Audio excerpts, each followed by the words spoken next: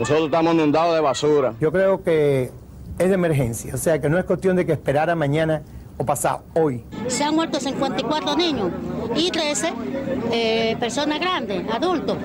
Y es de los insectos, gusanos, agua negra, de los orines. La salud de nuestras gentes está muy deteriorada. La sanidad prácticamente está acabando con nosotros. Educación no hay tampoco. Podemos decir que en el mundo en este momento hay un enfermo de primera que vive en los países ricos desarrollados y un enfermo menos de segunda casi. Que estamos aquí porque no tenemos recursos, ¿usted ve? Es cuestión de resolverlo y no lo resolvemos. Han abusado de nosotros. Que se están instalando aproximadamente unos 3 a 4 millones de minas por año. Nunca una enfermedad en el mundo contemporáneo está relacionado con los derechos humanos.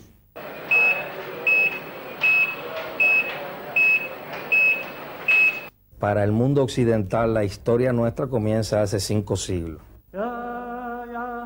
Existen tribus en la edad de piedra que no tienen contacto con nuestra civilización, tienen sus propias enfermedades, pero al mismo tiempo tienen su medicina empírica. Cuando entran los petroleros, los trabajadores, la gente que viene de fuera, y cuando ellos sienten en sí ese tipo de enfermedades, que son enfermedades de países orientales, entonces entra ya en funcionamiento un sistema mítico, o sea, el origen de la enfermedad y de la muerte y de la salud tiene un origen espiritual y una explicación espiritual.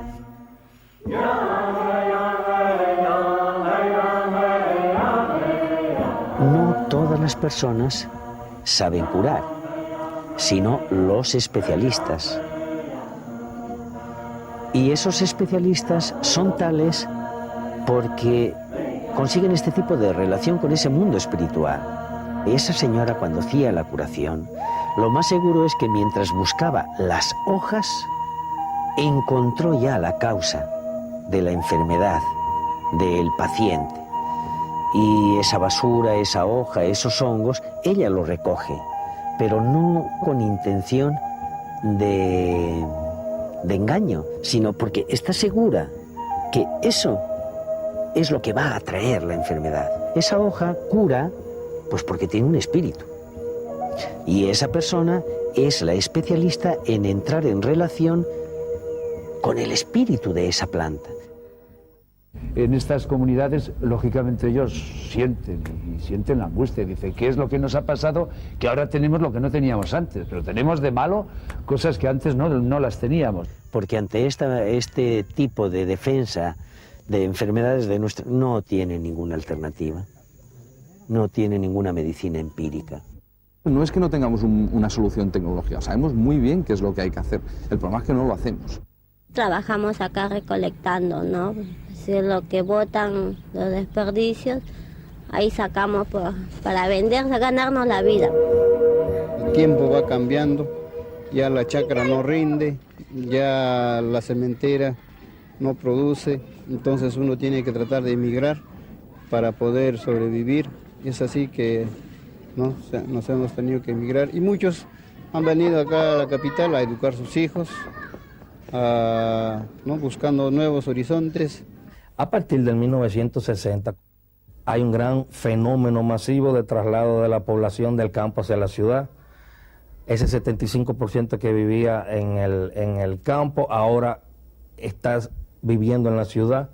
Se espera que para el año 2000 el 80 y pico por ciento de la población viva en zona urbana. Nuestros paisanos no consiguen trabajo, a veces pasan de hambre, pasan de sed, pasan de ropa, pasan de todo. Entonces ellos obligatoriamente tienen que regresar a su origen, de donde han venido nuestro pueblo. Eso es lo que ha pasado y así los que nosotros quedamos, estamos sobreviviendo sea como sea. No tenemos para comer, tenemos que vender eso. La misma necesidad uno hace que uno recolecte de la basura. Cambia el perfil epidemiológico hacia el propio del hábitat urbano. Dentro de ese modelo de desarrollo, la capacidad de respuesta de la salud pública es muy limitada.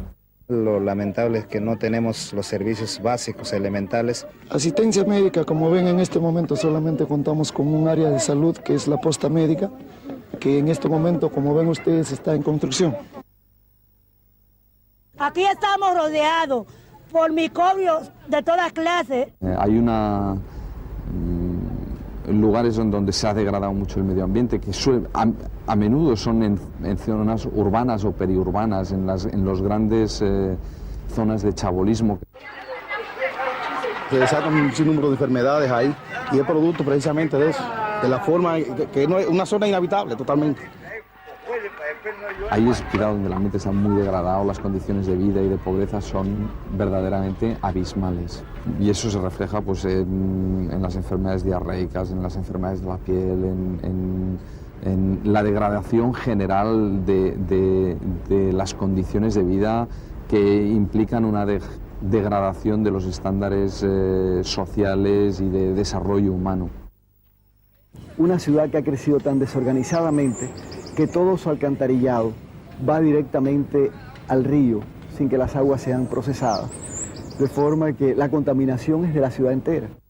Que nosotros estamos aquí hundidos en la cañada y nos van a dejar, por medio de enfermedad, por medio a distintas clases de contagios que tiene la cañada de Diablo, donde desembocan 54 empresas.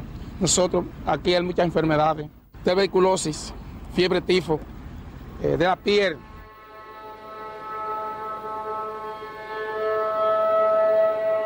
Las industrias, hay unas 200 industrias que echan sus desechos al río y así han ido matando la vida del río.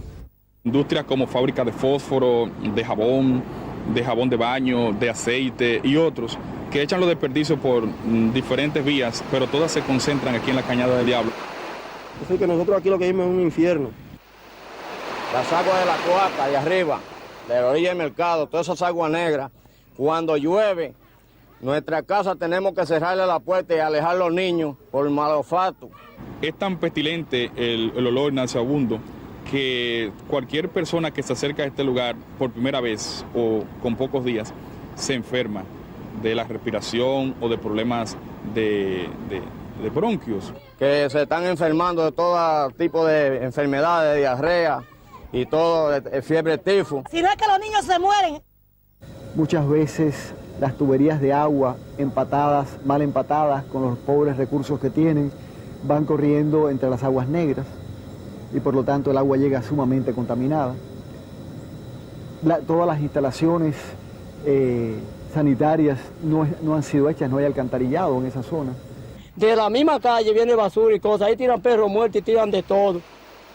De distintas clases de cosas infectadas que vienen aquí. Está infectando muchísimos niños y parte de los adultos. Aparte del cólera, es bastante virus con respecto a que hay niños mayormente los que sufren la consecuencia de todo esto, porque se inmiscuyen en este sentido las bacterias debido a que por las aguas hervidas o aguas negras que polulan por el asentamiento prácticamente está trayendo graves consecuencias.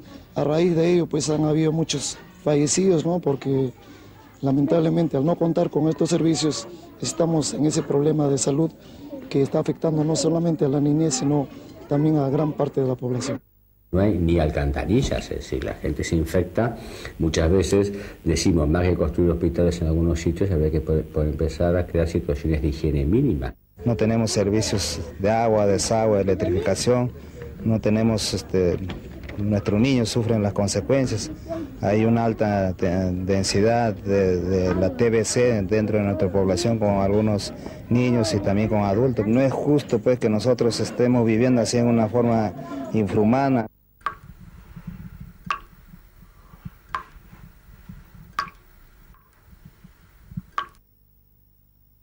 Es cierto que las desigualdades son enormes y quizá cada vez son mayores. No se puede desligar la pobreza de la problemática sanitaria. Lo que queda es una sensación de una injusticia enorme, ¿no? ¿Por qué estos niños, estas mujeres, estos hombres? Tengo más rabia por lo incorrecto de la situación o lo injusto de la situación. Momentos pues muy duros que te quedan como una cicatriz para siempre, ¿no?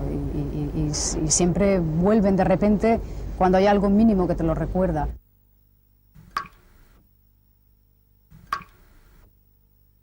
El acceso, por ejemplo, a un servicio de salud depende de dos cosas. Primero, que ese servicio de salud, la oferta del servicio de salud exista. Eso depende del desarrollo institucional de una determinada sociedad, del desarrollo de su aparato estatal, que es la salud pública, y eso tiene una relación con el modelo de desarrollo social y económico. Este mismo modelo de desarrollo social y económico está condicionando que exista o no exista pobreza, que exista o no existan problemas masivos de marginación social y que exista o no exista desigualdad de oportunidad en una población determinada. Uno puede estar hasta de hambre todo el día, pero las criaturas no. Ellos piden su pan diario. Y por eso estamos así. Si hubiese trabajo, ¿qué vamos a estar aquí metidos, no? Por el problema social de la misma salud, o sea, los servicios de salud son poquísimos, las postas médicas y los hospitales tienen muy pocos recursos, cualquier enfermo que nosotros enviamos allá tiene que pagar por inicio, tiene que empezar a pagar sus cuotas para ser atendido en gasas, en algodón, en alcohol, lo que sea. Más defensa, porque si uno se enferma están los médicos cerca, pero de allá de Socampo había que fletar un vehículo.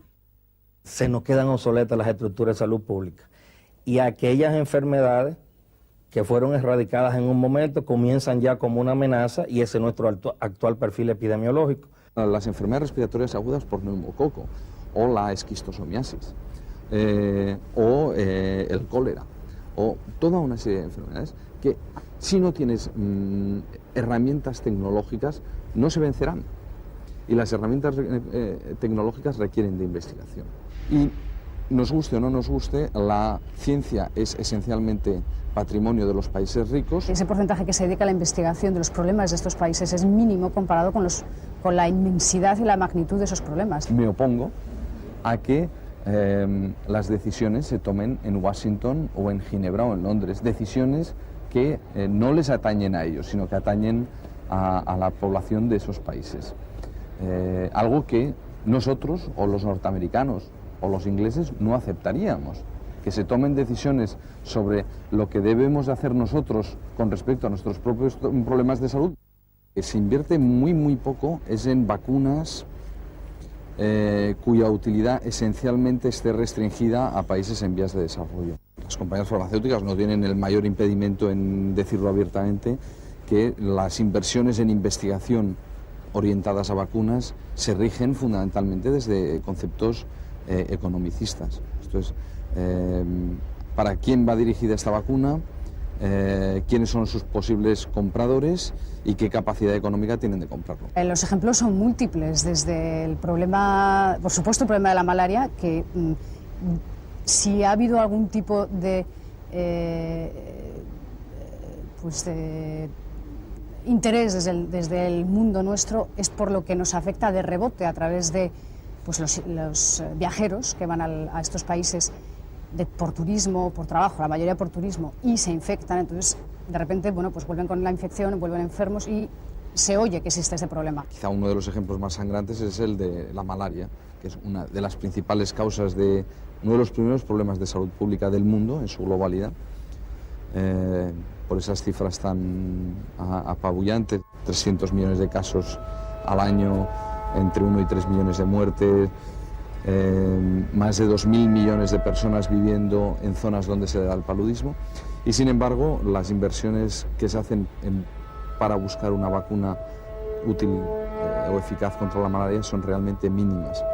Y la razón fundamental es porque la malaria no es un problema del llamado primer mundo, sino que es un problema del llamado tercer mundo. Otras enfermedades que sí son problema del primer mundo, y el ejemplo más evidente es el SIDA, ahí sí se invierte, y se invierte en cantidades absolutamente fabulosas en buscar una vacuna contra el SIDA. Y me parece muy bien que se invierta toda esa cantidad de dinero en buscar una vacuna contra el SIDA. Una gran parte del interés científico ahora mismo está puesto en el problema del SIDA, no es porque afecte al países en el tercer mundo, que es donde realmente se están muriendo de SIDA, sino porque nos afecta a nosotros. Si no fuera así, seguramente el SIDA estaría tan olvidado como lo ha estado la malaria. En África subsahariana, o en Brasil, o en Tailandia, o la India, donde vive realmente la mayoría de la población del mundo, no tiene realmente prácticamente los tratamientos más mínimos. Ya no solamente los tratamientos antivirales que se utilizan en los países ricos, en relación a la infección del VIH, sino que tampoco tienen la medicación para las enfermedades oportunistas. No nos olvidemos que hablamos mucho del SIDA, pero en el mundo se mueren todos los años por la tuberculosis 3 millones de personas todos los años. Y son enfermedades absolutamente curables desde hace mucho tiempo. La tuberculosis ha sido un problema olvidado en Europa hasta el comienzo de la epidemia del SIDA, hasta hace 10 años.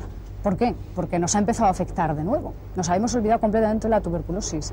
Se había dejado de vacunar de la tuberculosis. En este país ya prácticamente no se vacuna de la tuberculosis. ¿Y por qué es eso? Pues porque no nos afectaba. Ahora de repente estamos volviendo a interesarnos en ella porque debido al SIDA nos vuelve a afectar. Pero la tuberculosis nunca dejó de afectar a los países en el tercer mundo. Los niños y los adultos se seguían muriendo de tuberculosis exactamente igual. Del 100% de casos de SIDA en el mundo, el 80% está en el tercer mundo, está en los países subdesarrollados. Pero del 100% del presupuesto mundial, de los 7.000 millones de dólares que se emplean en la lucha contra el SIDA, el 95% se queda en el primer mundo, en los países industrializados. Yo creo que va a significar o va a tener una connotación respecto a la enfermedad del SIDA como causa y como factor muy ligado a la pobreza. Hay un SIDA biológico y un SIDA social, ¿no? Es decir, ves cómo realmente lo que el SIDA pone sobre la mesa es la misma condición humana. Somos países desarrollados, los derechos humanos, y es cierto que hay una muerte civil muchas veces previa a la muerte biológica, ¿no? Y que la muerte civil precipita a la otra. Se están muriendo 1.000 personas al año, 1.500 de SIDA. En el caso de la mujer estaríamos por arriba de los 5.000 casos. Por violencia, por agresión contra la mujer. Todavía la mujer sufre una fuerte discriminación. Cada día la mujer asume más un papel activo en el sostenimiento de su familia. Son jefaturas femeninas de la mujer sola, sin su pareja, sin su compañero, asumiendo la responsabilidad de sus hijos en condiciones desfavorables. Esto hace que sean las mujeres jefas de hogar tal vez de los sectores más vulnerables. Tuve un tiempo trabajando en la zona, pero lo que ganaba no me daba para nada y lo dejé porque pasaba mucho trabajo en el transporte. Tenía que levantarme a las 5 de la mañana, dejar a mis niños solos para irme a la zona, salir a veces hasta las 10 de la noche y no ganaba nada. Otra discriminación la tenemos con el salario. Todavía, a igual trabajo, las mujeres siguen recibiendo un menor salario. No me daba para el sustento de los niños y tuve que salir a cuidar a mis niños porque en eso podía un niño coger una enfermedad mala y yo encontrarlo, si posible hasta se me moría porque no tenía con quién dejarlo. Y decidí dejar el trabajo que no me daba para nada y cuidar a mis niños. Vemos una mujer de 30 años, 35 años, 38 años, absolutamente envejecida. Cuando tú ves una mujer del pueblo, una mujer pobre, normalmente tú la edad se la estiras y piensas que tiene 10, 8 o 15 años más. Sigue siendo absolutamente atroz el que el riesgo de morirse una mujer por el hecho de estar embarazada sea, si no recuerdo mal, algo así como 300 veces superior en África de lo que es en Europa. Las mujeres hoy en día constituyen las más pobres dentro de todos los pobres. Porque además el proteger a esa mujer no es caro. En el tercer mundo también la guerra, la discriminación de la mujer, son todos elementos realmente que están contribuyendo a que haya más enfermedad, ¿no? Cada vez hay más traficantes de armas, cada vez hay más acceso a armas baratas que sirven para matar civiles, sobre todo, en gran parte del planeta. Y no hay manera de lograr que al menos Occidente, Estados Unidos, los países europeos y a través de la ONU, etcétera, se empiecen a tomar medidas serias de control de armamentos. Son los primeros exportadores del mundo de minas y los primeros exportadores de equipos para desminar. O sea, lo hacen todo, hacen el negocio por todos lados. Primero ponen la mina y luego mandan a sus equipos a retirar la mina. Y es un problema que también pues desde aquí se conoce poco, ¿no? No tenemos idea de lo que eso significa y cómo nosotros hemos contribuido a ello, porque esas minas de algún sitio salen. El problema son las sociedades que mantenemos esas fábricas, que autorizamos que existan, que autorizamos la exportación. Ningún ejército se para porque haya un campo de minas. Lo pasan, morirá algún soldado quizá, pero pasan los campos de minas. Los que mueren son los civiles. Y por 100 años, y al ritmo de colocación de estas minas, estamos en un planeta minado. Y cada día se siguen plantando en el mundo centenares de miles de minas. A los expertos hablan de 30 millones de minas, probablemente muchísimos más. En algunas ocasiones matan, pero lo que suele ocurrir es que deja heridos, deja mutilados, que luego, claro, son una carga, no solamente sanitaria de entrada, pero también social. Esto es un problema de millares y millares de niños y de hombres y de mujeres amputados de ambas piernas o muertos cuando después de la guerra llega la paz y la gente regresa a sus hogares, a sus zonas de origen, empieza a tratar de cultivar la tierra, a los niños a jugar cerca de su aldea. Pero es la venta de armas baratas que se multiplica en cantidades absolutamente demenciales. Esto puede llevarnos, desde luego, a que genocidios como el de Ruanda, que fueron espectaculares, matar 600 o 700.000 personas en 4 días, es realmente un ejercicio de exterminio casi científico. Pues esto va a seguir produciéndose cada vez más si no nos logramos controlar nuestra propia producción y venta y exportación. Habría que ir hacia una prohibición y dando el ejemplo desde nuestros países. Pero el asunto no se va a resolver hasta que se prohíban terminantemente la producción, la exportación de minas antipersonal. Hay una gran campaña internacional por parte de ONG que trabajan sobre las consecuencias de lo que son las minas para lograr una especie de gran lobby internacional de presión a instituciones y lograr que a través de esta movilización de los sectores de opinión pública que mueven estas ONG sea posible lograr este objetivo político, que es la prohibición de la producción y venta. Se trata de que cada vez más la conciencia, y está muy ligado a la anterior, de los ciudadanos y ciudadanas del mundo, entiendan que no se puede seguir haciendo la guerra contra los niños, ¿no? Y que el día que los niños se convierten en el objetivo principal de una guerra, pues ya ni las leyes de la guerra, que son bastante discutibles, se aceptan, ¿no? Y por tanto esto es un delito de crimen de guerra. Y este es el trabajo que están haciendo las ONGs.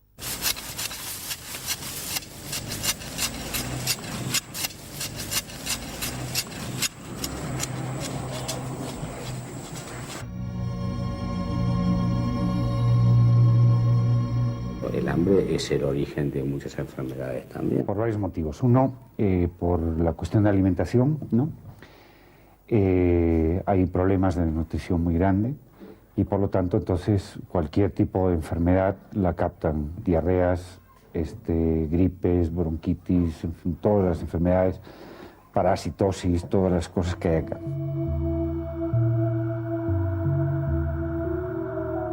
Hay muchos niños desnutridos, la mayor parte, por lo mismo, porque no hay comida. Uno a veces no consigue la comida con qué hacérsela a sus hijos. Lo principal que teníamos en niños menores de 5 años era la desnutrición. La desnutrición es la base fundamental porque también muchas enfermedades también le provienen de la alimentación. Lo que mi esposo, él gana no alcanza para alimentar a nuestros hijos, para mandarlos al colegio. Nuestros niños, nuestros jóvenes, quizás mal educados por falta de alimento. Necesitamos libros para nuestros niños. Lamentablemente los padres no tenemos recursos para comprarles a ellos, ¿no? Porque los libros a veces cuestan caro. Hay menos nivel de escolaridad. Carecemos de una escuela, como decían aquí ahorita, nosotros tenemos más de 200 niños que carecen de eso. El menor nivel de escolaridad, que es lo que le da potencial a la educación sanitaria, pues disminuye el impacto de las políticas de educación sanitaria. No todo el mundo puede mandar un niño a la escuela a más de 1 kilómetro, ¿no? ¿Verdad? Incluso esos niños que salen ya pagando. Hay personas aquí que están a 2 kilómetros de los niños, de un niño de 7 años para ir 2 kilómetros a la escuela a pie. Es demasiado grave ese problema. Entonces estamos más enfermos y es el círculo vicioso del subdesarrollo en la relación de la pobreza y de la enfermedad. Se necesita un centro, la escuela, como ya todos sabemos que detrás de eso es que estamos. Es cierto que las desigualdades son enormes y quizá cada vez son mayores, pero incluso en los países en vías de desarrollo, los progresos que se han dado en la mejora de los indicadores de salud, por ejemplo, en los últimos 40 años, no se habían dado nunca. Que ellos tengan la propia capacidad para investigar y resolver sus propios problemas de salud y no depender siempre de lo que se quiere hacer desde los países más desarrollados o desde el llamado norte. La pobreza conlleva a deprivación en la educación. La deprivación en la educación conlleva malos hábitos sanitarios, conlleva a la mala utilización de los servicios de salud, conlleva a menor capacidad productiva, porque hay menor educación. Han sido muchos los problemas que hemos tenido que enfrentar, problemas de salud especialmente, en los que decenas de niños y de personas adultas han fallecido. No, con eso nosotros dejamos de luchar, ¿no, verdad? Nosotros seguimos hacia adelante. Tenemos que luchar unidos todos para poder conseguir lo que estamos buscando. El acceso al mercado de trabajo está limitado también. Se da el círculo de la pobreza entonces, que tiene un impacto en la enfermedad tremendo porque se reproduce la enfermedad. Estamos aquí, tratamos de mejorar aquí la comunidad y queremos mejorarla porque no tenemos el recurso para que la comunidad progrese un poco más. Que estamos ya luchando para el proyecto de agua y desagüe, electrificación de nuestro asentamiento. Trabajamos buscando bien mejoramiento de nuestra población. Porque estamos más enfermos, somos más pobres, porque somos más pobres, estamos más enfermos. Porque somos más pobres, estamos menos educados.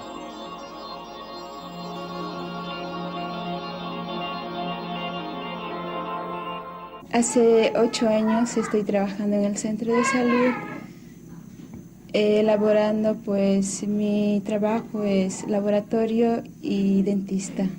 También tenemos a nuestro cargo el desayuno escolar, que es para todos los escolares, y ahí también incluimos a los niños menores de 5 años y a las madres gestantes cuando se puede, ¿no? Estoy muy contenta y espero seguir adelante, ¿no? Para ayudar a mi gente, a mi comunidad.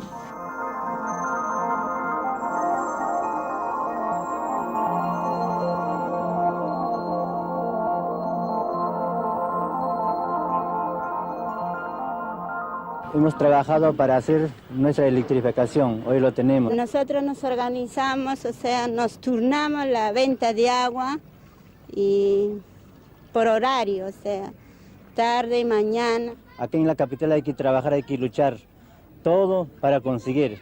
Y así mismo pues estamos trabajando, estamos haciendo progreso con nuestro esfuerzo.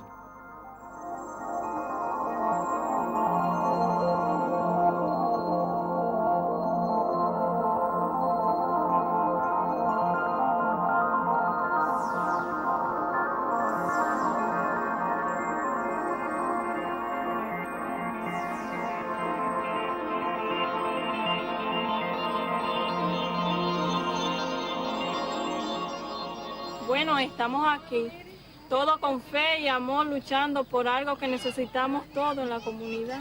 Estamos aquí porque aquí nos encontramos mejor y queremos que el barrio siga adelante. En esta comunidad tenemos varios servicios. Tenemos la escuelita 1048, el colegio. Tenemos la escuela inicial, la 29. Tenemos la posta médica, el comedor popular, tenemos un local comunal para nuestra organización, tenemos también la capilla y tenemos una loza deportiva.